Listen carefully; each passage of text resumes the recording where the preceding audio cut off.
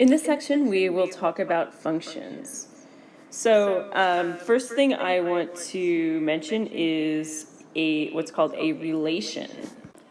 So a relation is a set of pairs of input and output values. So now our input, we usually are going to call x, and our output we usually call y. So we have 4 ways to represent a relation. I'm going to give you one relation and show you all 4 ways for the same relation. The first one is ordered pairs, and keep in mind, usually we go with ordered pairs, we go x, y. X is the input, y is the output. So for our first one, you can just see a set of ordered pairs.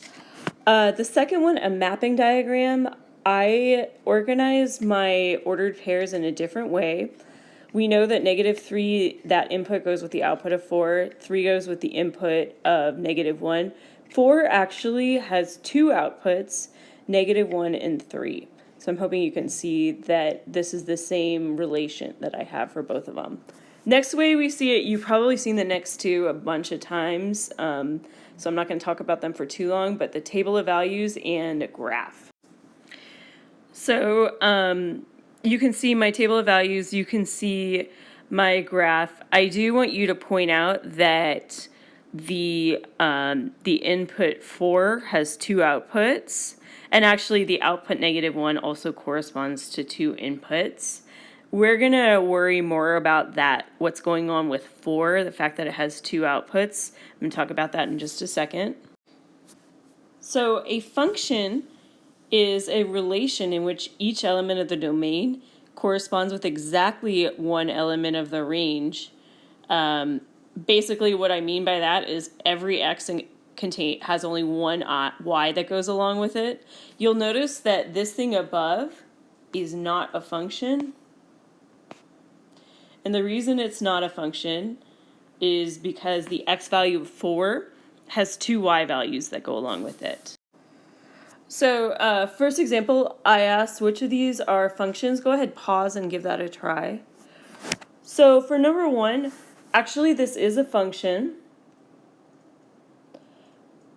Some people get confused by this one because both 0 and 5 map to 7. That's actually fine. You have 2 x values that correspond to 1 y value. That's totally okay. You're allowed to have that. The only thing you can't have is 2 y values that correspond to 1 input, or 2 outputs that correspond to 1 input. So this one is a function. For number 2, that one is not a function, and I'm going to tell you right now it's not because of the -1. That would be fine. The reason this is not a function is because the input 3 has 2 outputs that correspond to it.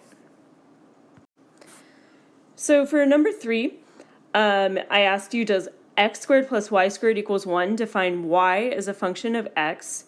You might notice that this actually is a circle, and if you think about what a circle looks like, most of your x values do have multiple y's that correspond to them.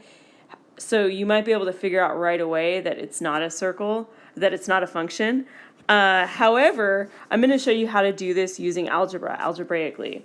So in order to solve this problem algebraically, you need to solve for y. Go ahead, pause the video and do that. So by the way, when you get that, you get y squared equals 1 minus x squared. When you solve this out, you get y equals plus or minus the square root of 1 minus x squared. So we actually already have an issue with this, and that's the plus or minus. What that means is that there are 2 outputs for mostly, there's going to be one exception, mostly every input. So like every x value that you have, that you substitute in here, that is in the domain, with the exception of 1, that's the only exception. But if you put in like 0.5 or if you put in 0, you will get multiple answers. You'll get a positive one and a negative one. So you might be wondering, why do we actually care whether something is a function or not? The main reason is because whenever we are working with a relation in math, we want to know for sure what the actual output is. And for many of these things, you are going to have two outputs, so you can't be certain which one is the output that you want it to correspond to. So I'm just going to quickly go over evaluating functions. I do want to mention that this thing is, if you're saying it, it's pronounced f of x. Most of the time, by the time people get to precalculus, they realize that it's not f times x. But just in case you forgot or you've never seen this before, which I think most people have seen it, it does represent f of x. Basically, this is telling us that x is our input and f is considered our output. Generally, this represents y. So let's do an example where we evaluate. So if you feel really comfortable about doing these, go ahead, pause the video, and then you can just fast forward to checking the answers.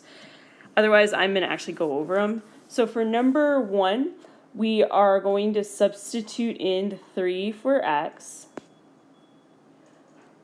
When you evaluate that, you should end up getting 18 minus 9, which just gives you 9.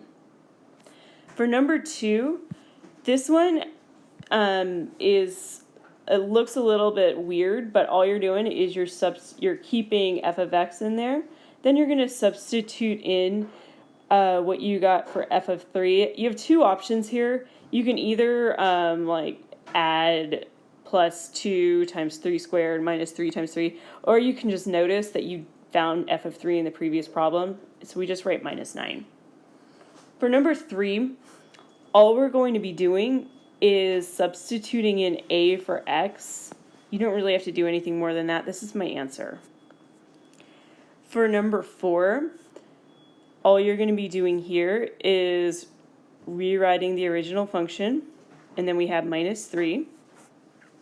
5, 6, and 7 are a little bit more challenging. So for number 5, we are going to substitute in negative x. So if you have a negative squared, you will get a positive, so we end up getting 2x squared. Negative 3 times negative x, negative times a negative gives you a positive. So my answer is 2x squared plus 3x. Number 6 is a little bit more complicated. You do have to substitute in x plus 3 for every x that you have. I want to point out that it's important that you remember this thing, x plus 3 squared, is not x squared plus 9. You actually have to use the FOIL method. You are completely welcome to write the whole thing out. I'm actually going to do that. So you end up getting 2 times x squared plus 6x plus 9 minus 3 times x plus 3. I actually ran out of room. I'm going to continue on up here. So you end up getting 2x squared plus 12x plus 18 minus 3x minus 9.